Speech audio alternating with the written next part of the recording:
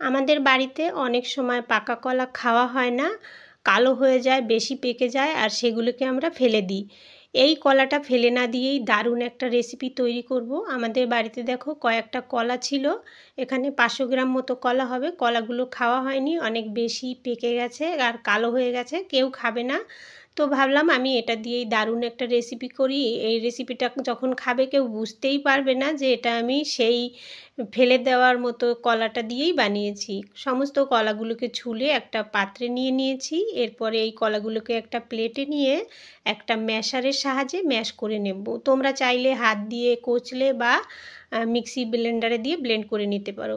এরপরে একটা পাত্রে আমি 4 চামচ কর্নফ্লাওয়ার নিয়ে জল দিয়ে গুলে এটাকে এক সাইডে রেখে দিচ্ছি।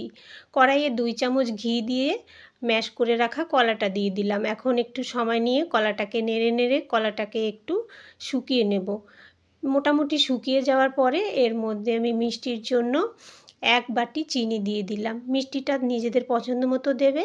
আর মিষ্টিটাকে ব্যালেন্স করার জন্য সামান্য একটু নুন দিয়ে দিলাম। আর কালারটা ভালো হওয়ার জন্য এখানে আমি রেড ফুড কালার ব্যবহার করলাম। কালারটা পছন্দ না থাকলে তোমরা এই কালারটা বাদ দিয়েও রেসিপিটা করতে পারো। এরপরে আমি যে কর্নফ্লাওয়ারের ঘোলটা রেডি করে রেখেছিলাম সেখান থেকে অল্প অল্প দিয়ে এটাকে রান্না করতে থাকবো। আর এই সময়ে কিন্তু এটাকে অনবরত নাড়তে থাকতে হবে।